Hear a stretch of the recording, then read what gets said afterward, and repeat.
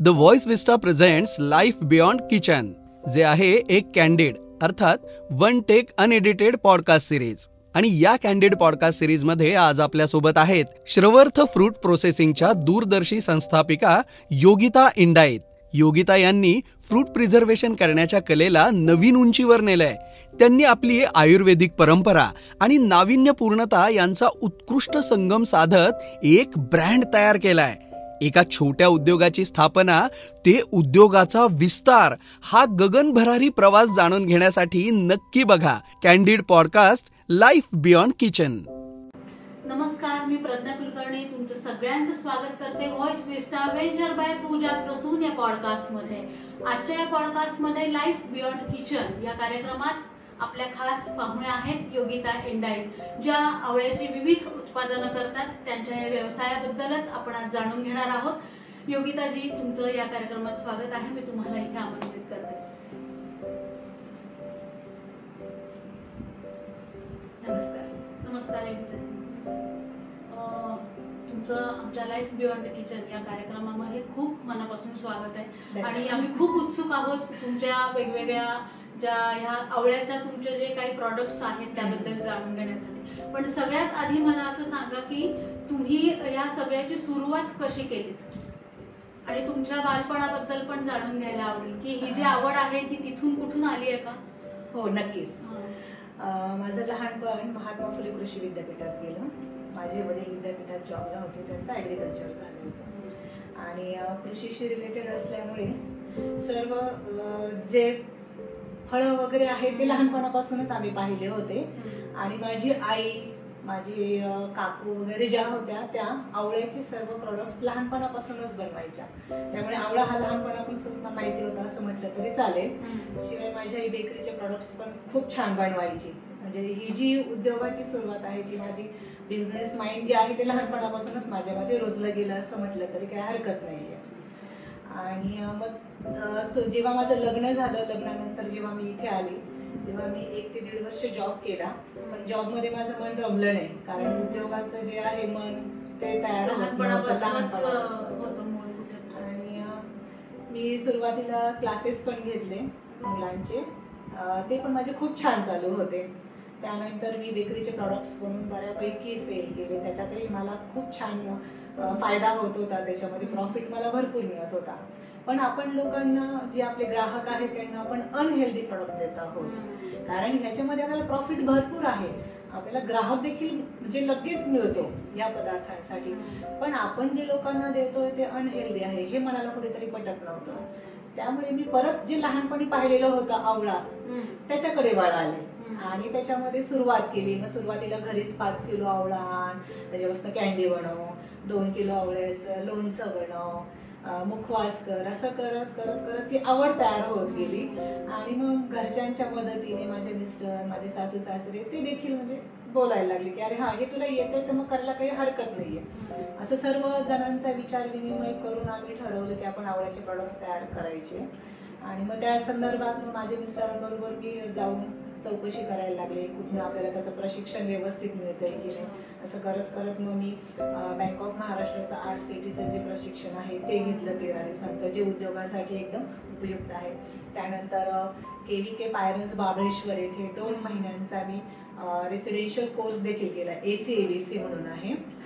तिथे देखील मला म्हणजे खूप छान माहिती मिळाली. म्हणजे आपल्या मराठी माणसाचं उद्योगाविषयी जी भीती असते की मी करू की नको, सर्वात पहिली पायरी मी करू की नको, हा जो आत्मविश्वास तयार करण्यासाठीची जी पायरी आहे ना ती तिथे म्हणजे आपण पटकन चढून जातो.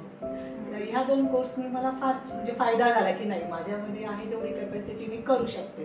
पण मी ते बिझनेसला तयार झाली. माझ्या मिस्टरांनी मला खूप साथ दिली, माझ्या घरच्यांनी, माझ्या मुलांनी खूप साथ दिली. आणि 2019 सप्टेंबरमध्ये आम्ही हा बिझनेस चालू केला. हो, फारच म्हणजे तुम्ही खूप अभ्यास करून आणि खूप त्यात डीप मध्ये जाऊन मग तुम्ही या व्यवसायाला सुरुवात केली आहे. खरंच ही खूप छान गोष्ट आहे. पण मला एक सांगा की आवळाच हेच का, हेच फळ का निवडावं असं वाटलं? जसं मी मगाशी बोलले की मी बेकरीचे प्रॉडक्ट्स देत होते, बाकीचे फळही आहेत, त्यांचे सुद्धा उपयोग आपल्या शरीराला म्हणजे आहेच.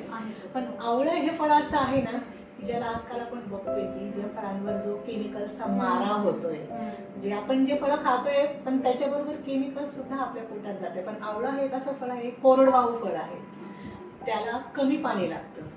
शिवाय जे आपण रसायन किंवा फवारणी वगैरे जी करतो केमिकलची, ते अत्यंत कमी प्रमाणात लागते त्याला. म्हणजे आपण कस्टमरला जे देणार आहे ते आपण विदाउट केमिकल्सच देणार आहे. शिवाय आपण जे बनवतो आहे ते सुद्धा. आणि आवळा हा असा आहे की त्याच्यातलं जे व्हिटॅमिन सी आहे ते भरपूर प्रमाणात असतं. शिवाय आवळ्याला आपण धर्तीवरचा अमृत म्हणतो, म्हणजे आपण कस्टमरला अमृत देतोय. एक प्रकारे त्यांची रोगप्रतिकारक शक्ती वाढवतोय, त्यांच्या शरीरातले विषारी द्रव्य काढायचे काम करतोय. यामुळे मी ह्या आवळा फळाकडे वळाले. आणि मला एक आणखी वैशिष्ट्य असं वाटतं की तुमच्या प्रॉडक्टचं जे नाव आहे ते खूप वेगळं आहे. तर ते मला वाटतं ते काय, त्याच्या मागचं काय कारण आहे किंवा काय विशेष असं नाव ठेवण्यामागचं काय तुमचं नियोजन काय आहे, काय कल्पना काय आहे ती? ACABC चा कोर्स जेव्हा मी करत होते तेव्हा आम्हाला प्रोजेक्ट करण्यासाठी सांगितलं होतं. प्रोजेक्ट प्रपोजल करायचं होतं आम्हाला बँकेसाठी. त्यासाठी तुमच्या व्यवसायाला नाव पाहिजे ते त्यांनी मला सांगितलं. मी बऱ्याच वेळेला विचार केला दिवसभर काय युनिक नाव आपल्याला काय ठेवायचंय. तर तेवढ्यात माझ्या मुलांचा मला फोन आला तेव्हा. तर ते माझ्याशी बोलत होते श्रावणी अथर्व असं, श्रावणी अथर्व असं करत करत मी एकदम श्रावर्थ नाव मला अचानक डोळ्यासमोर आलं, जे माझं जग आहे. आणि ते मी नाव माझ्या व्यवसायाला दिलं. खूपच सुंदर आणि छान वेगळं नाव दिलं. कारण नाम ही पहचान आहे असं म्हणतात. ते काय अगदी ते लक्षात राहण्यासारखं आणि वेगळं नाव आहे. वेगळं नाव आहे. आता तुम्ही मुलांचा उल्लेख केलात, मग अशी तुमच्या घरच्यांबद्दलही बोललात, पण व्यवसाय सांभाळत असताना एक महिला म्हणून घरची अर्थातच सगळी जबाबदारी असते. बरोबर. मग या सगळ्याचा समतोल राखता तुम्ही कसा, आणि त्यामध्ये काही अडचणी येतात तर त्यावेळेला महिलांनी त्यावर मात कशी करावी? सगळ्यात सुरुवातीला मी असं सांगेल की कोणतीही स्त्री ही दुर्बल नसते. दुर्बल तिचे विचार तिला दुर्बल बनवतात. सगळ्यात पहिलं आपण जे आपले विचार आहेत ना ते नेहमी सकारात्मक ठेवायचे. मी हे कशाला करू, मी हे का करू, मला हे जमेल का, हे सर्व विचार आपण बाजूला ठेवले तर कोणतीही स्त्री आज स्वतःच्या पायावर एकदम भक्कमपणे उभं राहून सर्व समतोल व्यवस्थितपणे साधू शकते. जसं आपण घर म्हणतो आणि व्यवसायाला म्हणतो. तर घराची जबाबदारी सांभाळताना आपल्या कामांबरोबरच आपले घरातले जे बॅकग्राऊंड आहे किंवा घरातले जे व्यक्ती आहेत सर्व त्यांची साथ देखील तितकीच महत्वाची आहे. म्हणजे असं नाही की आज तुला ह्याला उशीर झाला, त्याला उशीर झाला, ते सुद्धा आपल्याला मॅनेज करता आलं पाहिजे. आणि तेवढेच ते घरच्यांनी सांभाळून पण घेतलं पाहिजे आपल्याला. ते सांभाळतानंतर आपण जेव्हा युनिटवर जातो, माझं जे व्यवसायाचं ठिकाण आहे तिथे गेल्यानंतर आपल्याबरोबर जे काम करणारे सहकारी आहेत त्यांच्याबरोबर देखील आपल्याला व्यवस्थितपणे समतोल साधता आला पाहिजे. म्हणजे मी सुद्धा त्यांच्या बरोबरीने सर्व काम करते. असं नाहीये की मी तिथे गेले, मी एका खुर्चीवर अशी मस्त बसणार आणि मग त्यांना ऑर्डर सोडणार नाही. मी सुद्धा त्यांच्या बरोबर सर्व कामं करते. आमचा आवळा आलेला जो असतो तो आवळ्याच्या गोण्या उचलण्यापासून सर्व प्रॉडक्ट सील करण्यापर्यंत मी सर्व कामं त्यांच्या बरोबर करते. आपण समोरच्याला जेवढं महत्व देऊ तेवढंच समोरचा आपल्याला तशी वागणूक देत असतो. आता मला सांगा की हा जो व्यवसाय तुम्ही निवडलात पर्टिक्युलर, त्या व्यवसायामुळे तुमचं आयुष्य कशा पद्धतीने बदललं? सुरुवातीला मी एक साधी गृहिणी होते. हा व्यवसाय जेव्हा चालू केला तर सुरुवातीला सगळ्यांना वाटत होतं आवळा, तुम्ही आवळ्याचे प्रोडक्ट्स करणार, अहो आवळा नाव काढलं तरी आम्हाला कसं तरी होतंय, तुम्ही कसं काय ह्याचे बनणार, घेणार नाही मॅडम प्रोडक्ट्स हे कोणी, असे मला खूप जण म्हणायचे. आणि तसं मला तर खरंच आहे, याच्यामध्ये स्ट्रगल भरपूर आहे.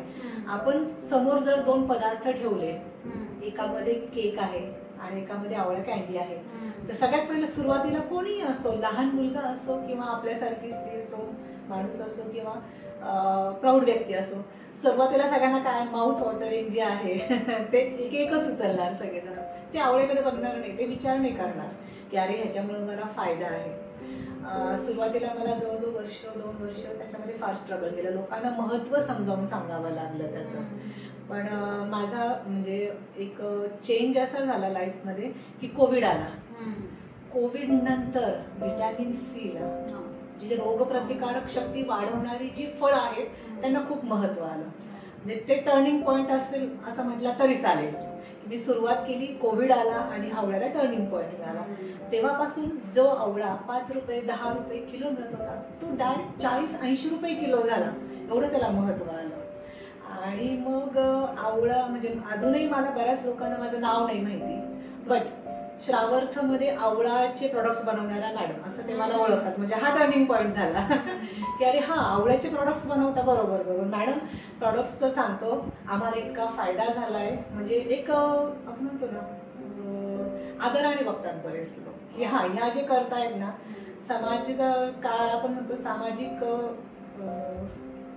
समाजाचं एक देणं लागतो असं ह्या दृष्टीनं म्हणजे ते मला तसं काहीतरी चांगलं तुम्ही देत आहात हे समाधान तुम्हाला आहे की आपण पैसा कमवण्यासाठी उद्योग करायचाच आहे, पण आपण कुठल्या दृष्टिकोनातून ते करतो हे सुद्धा तितकंच महत्वाचं असतं. आणि तो जो दृष्टिकोन आहे आणि ते आपलं इंटेन्शन खूप महत्वाचं असतं आपण कुठलंही काम करत असताना. आणि ते जे आहे ते तुमचं मला दिसतंय की तुम्ही फक्त पैसा कमवणं हा उद्देश न ठेवता त्याबरोबरच आपल्याला काहीतरी चांगलं द्यायचं आहे हे तुम्ही बघतात. ही गोष्ट खूप मला विशेष मला जाणवतीये. आणि आवळ्याने तुम्हालाही खास बनवलंय. जसं आवळ्याला तुम्ही काही खास प्रॉडक्ट देऊन खास बनवलंय तसं आवळ्याने पण मला वाटतं तुम्हाला खास बनवलंय आणि तुमची ती ओळख झालेली आहे. पण हा व्यवसाय करत असताना जेव्हा सुरुवातीच्या काही काळामध्ये जसं तुम्ही सांगितलं की अनेक आव्हानं होती समोर, तर असं आतापर्यंत काही अशी संकट वेगळी किंवा अशी आली का की ज्या ठिकाणी तुम्हाला खूप असं थांबून गेल्यासारखं झालं होतं किंवा पुढे काय करावं हे दिसत नव्हतं आणि त्यातून मात करूनही तुम्ही तुमच्या गोष्टीवर ठाम राहून तो व्यवसाय पुढे आता चालू ठेवलेला आहे, असे काही टप्पे होते?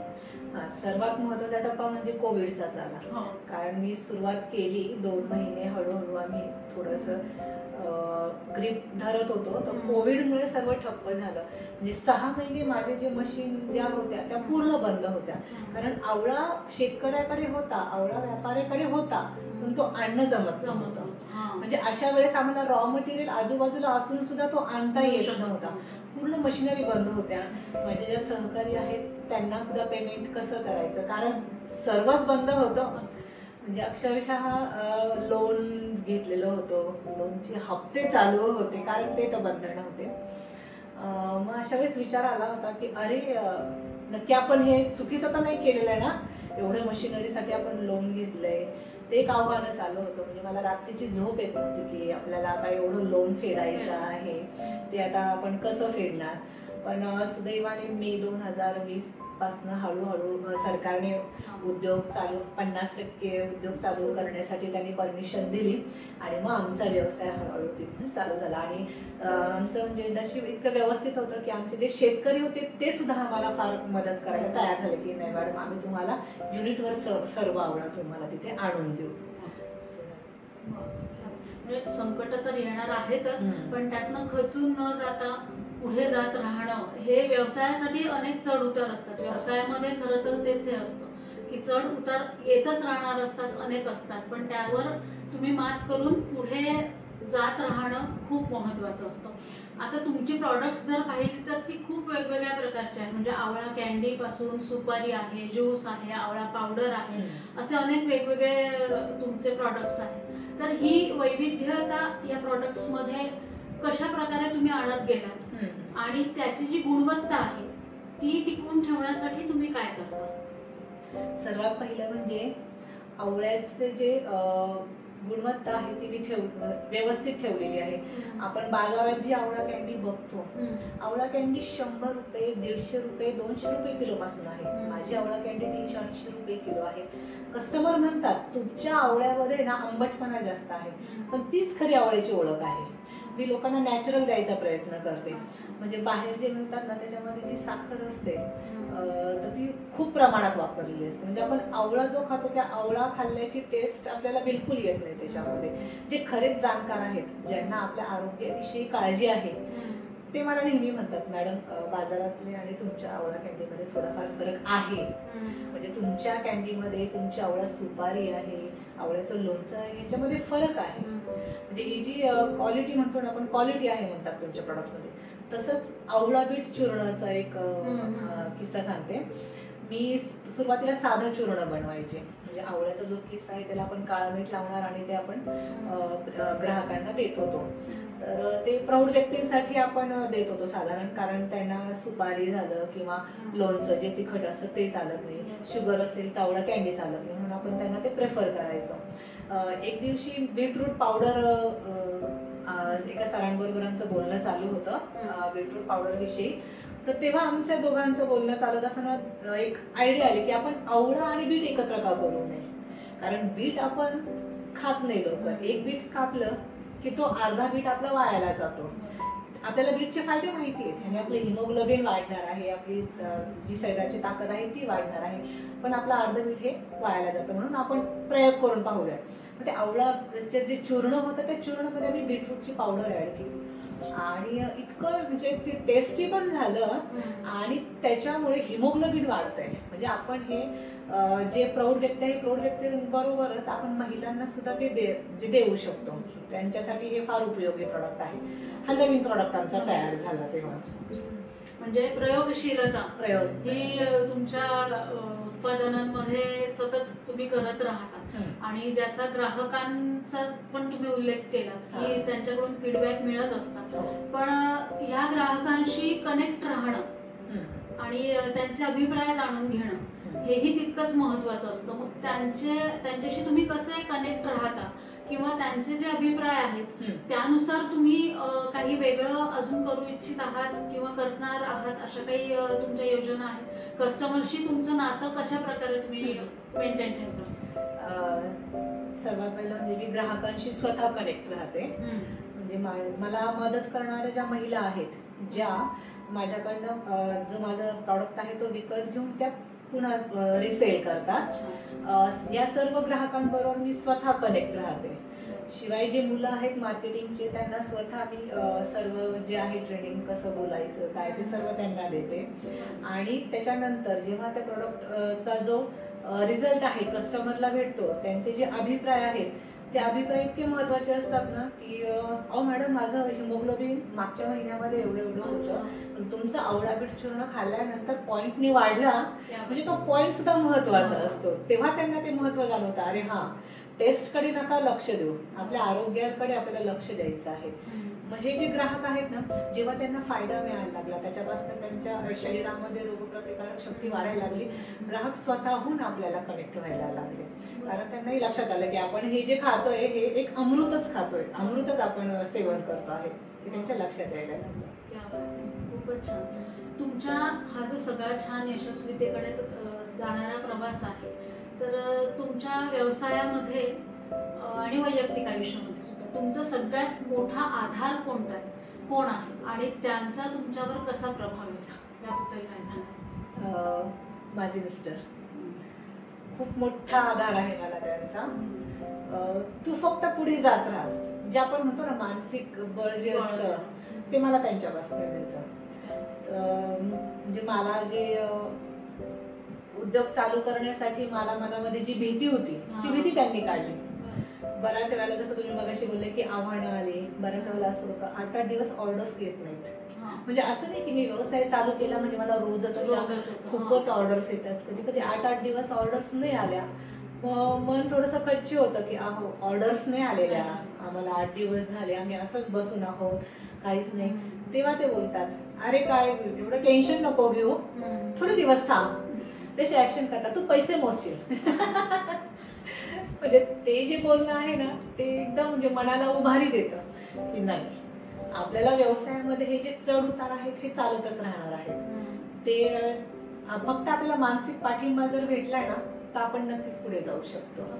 पैसा महत्वाचा नाहीये, आपण स्वतः उभं राहणं गरजेचं आहे. आपण स्वतःहून उभं राहिलं, पैसा बरोबर आपल्याला कमवता येतो. आता घरच्यांचा पाठिंबा असल्याशिवाय आपण क्षेत्र कुठलंही असो, तो पाठिंबा जर असेल तर आपल्याला अजून एक उत्साह आणि ऊर्जा मिळते आपलं काम करण्यासाठी. पण याबरोबरच आता हे आपल्या घरापुरतं झालं, पण समाजामध्ये हा तुम्ही जो व्यवसाय आता करता आहात, तर तुमचा जो आजूबाजूचा जो जिथे तुम्ही राहता, जिथे वावरता, त्या समाजावर तुमच्या या व्यवसायामुळे काही अशी वेगळी उदाहरणं निर्माण झाली आहेत का, किंवा तुमचा व्यवसायाचा काही प्रभाव पडलेला तुम्हाला जाणवला किंवा दिसतोय का? हो हो, नक्कीच नक्कीच. आमच्या समाजामध्ये जर म्हटलं, आपण आजूबाजूला जेव्हा वावरतो, माझे जे प्रॉडक्ट्स आहेत मी तयार करते, मी घर सांभाळून हा व्यवसाय करते, हे जेव्हा महिला बघतात किंवा जे ज्येष्ठ नागरिक आहेत, बरेच जण मला भेटतात, तर त्यांना उभारी मिळते. ते म्हणतात की तुम्ही हे करताय, मला सुद्धा हे असा व्यवसाय एखादा चालू करायचा आहे. असं माझे स्वतः म्हणजे जे वैयक्तिक आयुष्यातले म्हणा किंवा समाजातले म्हणा, असे 3-4 उदाहरणं आहेत की ज्यांनी मला पाहून स्वतःचे व्यवसाय चालू केलेले आहेत.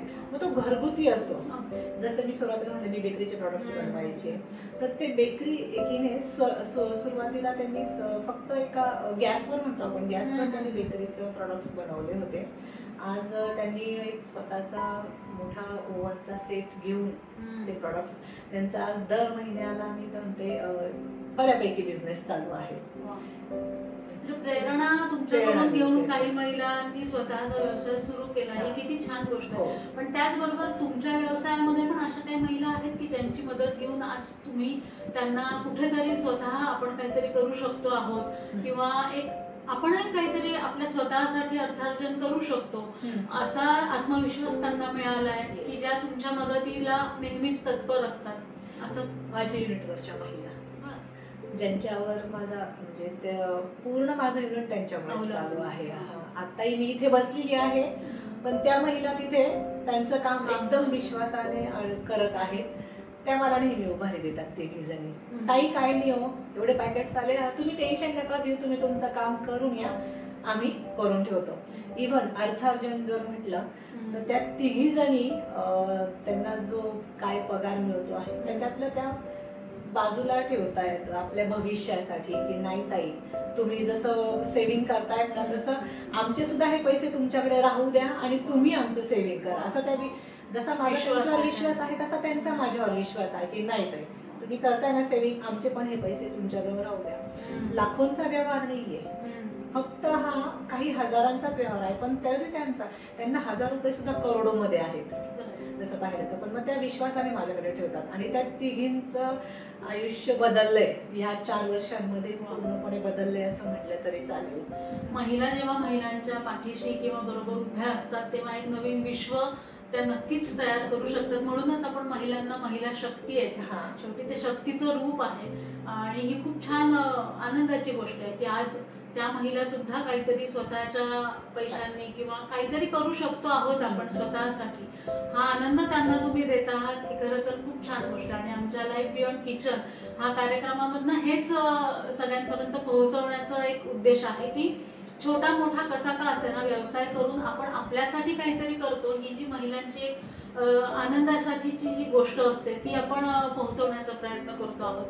तुमच्या या व्यवसायामध्ये असे काही टप्पे आहेत का की जे तुम्हाला एक यश जेव्हा मिळालं तो जो आनंदाचे काही क्षण होते किंवा आहेत, असे कुठले क्षण आमच्याबरोबर आज तुम्ही सांगू इच्छिता? सुरुवातीला जेव्हा मी व्यवसाय चालू केला तेव्हा मला बँकांमध्ये लोन मिळण्यासाठी फार खटपट करावी लागली, कारण तेव्हा माझे बँकेतला जो व्यवहार आहे तो एकदम क्षुल्लक होता, कारण मी गृहिणी होते तेव्हा मला लोन मिळत नव्हतं. पण आज मला कृषी विभागाचं PMFMEचं लोन देखील मिळालेलं आहे.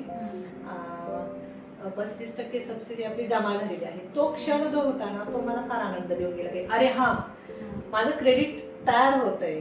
जे मला लोक बँकांमधले असो किंवा इतर खात्यातले जे लोक होते जे मला बघतही नव्हते की अरे हा ही अशी आहे, आज ते स्वतःहून मला म्हणतायत अहो मॅडम तुम्हाला लोन पाहिजे, हो चालेल चालेल या या आम्ही देतो. म्हणजे असं हे तुमचं यश आहे खरं तर, की एक नाव आपण म्हणतो की कुठेतरी आपलं एक गुडविल असतं व्यवसायाचं, ते खऱ्या अर्थाने तुम्ही तयार करता आणि त्यात यशस्वी होता. हे एका महिलेसाठी खरं तर खूप छान आणि आनंदाची गोष्ट आहे. नवीन व्यवसायामध्ये अशा येऊ इच्छिणाऱ्या ज्या काही महिला आहेत की ज्यांना स्वतःचा काहीतरी उद्योग करायचा असेल किंवा तुम्ही जसे उत्पादन करता आहात काही विविध पदार्थांचे, असं जर करायचं असेल तर त्यांना तुम्ही काय सल्ला द्याल की काय करायला हवं व्यवसाय सुरू करण्याच्या आधी? सर्वात पहिलं तर मी एकच सांगेल, स्वतःवर विश्वास ठेवा, कष्ट करायची तयारी ठेवा. कारण कोणताही व्यवसाय असो किंवा कोणतंही काम असो, कष्टाला पर्याय नाहीये. कष्ट कराल तर आपला हा जो व्यवसाय असो किंवा नोकरी असो, कोणताही छोटा मोठा व्यवसाय असो, हा नक्कीच यश प्राप्त करेल. आणि आपण जो व्यवसाय निवडणार आहोत ना, त्यापासून आपल्या ग्राहकाला त्रास होणार नाही याकडे नक्कीच लक्ष द्या. खरं तर आवळा हा जो एक फळ आहे त्याबद्दल नेहमी एक वेगळ्या अर्थाने एक म्हण वापरली जाते की आवळा देऊन कोहळा काढणं. पण योगिताताई, तुम्ही आवळा देऊन लोकांना आरोग्यही देता आहात, त्यांचं आरोग्य पण जपता आहात आणि खूप छान तुमचे सगळे वेगवेगळे प्रॉडक्ट्स आहेत ज्यामुळे खरंच एक हेल्दी तुम्ही समाजाला देता आहात तुमच्या उत्पादनांमधनं वेगवेगळ्या वस्तू. तुमच्या या यशस्वीतेसाठी मी तुमचं अभिनंदनही करेन आणि तुमच्या पुढच्या प्रवासासाठी शुभेच्छा सुद्धा देते. आता आपण तुमच्याबरोबर एक छोटासा खेळ खेळणार आहोत, तो म्हणजे रॅपिड फायर राऊंड आहे. तयार आहात ना तुम्ही? तर पहिला तुम्हाला प्रश्न आहे की तुम्हाला तुमची स्वतःची कुठली आवळा कॅन्डी जास्त आवडते आणि जी एकाच वेळी तुम्ही मस्त करू शकता? साखर, गुळ की मसाला? मसाला. स्वयंपाक घरात तुम्ही कधी नाचला आहात का? एखादा डान्स करावासा वाटलाय का? आणि असं कोणतं गाणं आहे की जे तुम्हाला नाचायला भाग पाडतं? सैराट मधलं गाणं. नाचलेली पण आहे मी त्यावर बराच वेळेला पिक्चर मध्ये.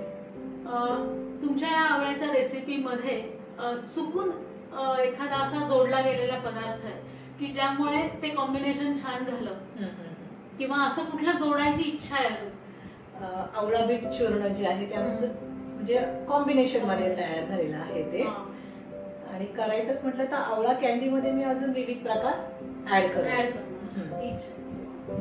तुमच्या या व्यवसायामध्ये मदत करण्यासाठी जर तुम्हाला एखादी सुपर पॉवर मिळाली तर ती सुपर पॉवर कोणती असावी आणि त्यांनी काय कुठल्या पद्धतीची मदत तुम्हाला करावी असं तुम्हाला वाटतं? सुपर पॉवर तर मी महिलांनाच घेईल माझ्या सोबतीला. कारण जगामध्ये महिलाच अशी आहे की जी सर्व गोष्टी सांभाळून पुढे जाऊ शकते. मी महिलांना माझ्या सोबत घ्यायला नक्कीच तयार राहील. घर तर आहेच, महिलांनाही. आता तुमच्या क्षेत्रातला एक थोडा आवडीचा प्रश्न तुम्हाला विचारते की एखादा जर सेलिब्रिटी शेफ तुम्हाला कुक म्हणून तुमच्या कामामध्ये मिळाला तर त्याला काय आव्हान तुम्ही द्याल? कुठली रेसिपी करायला सांगाल आणि तो शेफ कोण असेल? प्रीती गुप्ते मॅम आहेत. खूप सुंदर चविष्ट जेवण बनवतात त्या, शेफ आहेत त्या. आणि जर बनवायचं असेल तर मी त्यांना आवळ्यापासून असा पदार्थ बनवायला सांगेल की जो तिखट असेल पण मग त्याला चटपटीतपणा यायला पाहिजे. जसं मी माझ्या लोणच्याचं वर्णन करते, मसालेदार झणझणीत लोणचं, तसंच त्यांनी आवळा कॅन्डी मध्ये जरी तसा प्रकार केला तरी मला फार आवडेल. आजच्या आपल्या रॅपिड फायर संपलेला आहे आणि तुम्ही खूप छान उत्तरं दिली. तुमच्याशी गप्पा मारून खरंच खूप छान वाटलं आणि मला नक्की खात्री आहे की आपले जे प्रेक्षक आहेत त्यातल्या काही महिला आहेत ज्या तुमच्याकडून प्रेरणा घेऊन नक्की स्वतःचं काहीतरी उद्योग किंवा व्यवसाय सुरू करण्याचा नक्की विचार करतील आणि त्याप्रमाणे कृती सुद्धा करतील. श्रोतेहो, आजच्या आपल्या या लाईफ बियॉन्ड द किचन या कार्यक्रमामध्ये योगिता एंदाईट यांनी खूप छान पद्धतीने आपल्याला मार्गदर्शन केलेलं आहे. त्यांची यशस्वी गाथा जी आहे ती आपल्यासमोर मांडलेली आहे. तुम्हाला आजचा भाग नक्कीच आवडला असेल अशी मी आशा करते. तेव्हा आमच्या व्हॉइस विस्टा पॉडकास्ट व्हेंचर बाय पूजा प्रसून या कार्यक्रमामध्ये, या पॉडकास्टमध्ये मी तुमचा आज निरोप घेते. तोपर्यंत नमस्कार. Thank you for tuning into the voice vista podcast. आप और भी इंटरेस्टिंग शो सुन सकते हैं thevoicevista.in पर. ये शो कॉन्सेप्चुअलाइज किया है पूजा प्रसून ने, प्रोड्यूस किया है द वॉइस विस्टा ने. गेस्ट कोऑर्डिनेशन में हमारे साथ रही सुनीता जी चौहान. डिजाइन किया है टीम क्रिएटर्स डेन ने. साथ ही एडिटिंग और प्रोडक्शन के लिए धन्यवाद टीम लर्निंग बी को. प्रोमो वॉइस दिया है राहुल ढोले ने. लाइक, फॉलो और सब्सक्राइब करना ना भूलें.